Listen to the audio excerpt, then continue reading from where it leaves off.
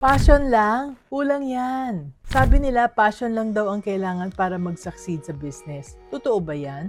Alam mo anak, maraming business owners na nagsimula with so much passion. Excited sila. They have this burning desire to create something meaningful.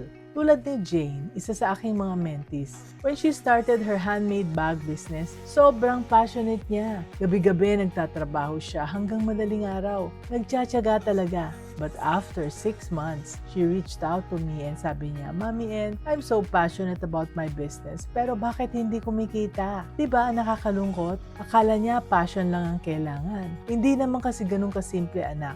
Passion is just the starting point. Hindi siya ang destination. And so, with my guidance, Jane worked on her business strategy. We analyzed her market, her competitors, at saka yung kanyang pricing. Tapos nag-focus kami sa paghahanap ng proper channels para makaabot sa target customers niya. And then she realized na kulang pala ang business knowledge niya. Maraming passion pero konti lang ang kanyang strategy. Kaya guess what? After putting her plans into action, soon, nag-double na yung kanyang sales. Natutunan na niyang i-balance ang passion niya with practical business skills. Kaya anak, ito yung lesson. Passion will get you started, but it is strategy and skills that will keep you going. Hindi sapat na mahal mo ang ginagawa mo. You need to learn how to make what you love also profitable. So use your passion as fuel, pero kailangan mong pag-aralan ng negosyo.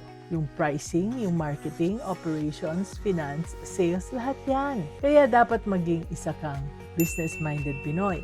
And if you want to discover what your business calling is, check out my course. The link is in the comment section.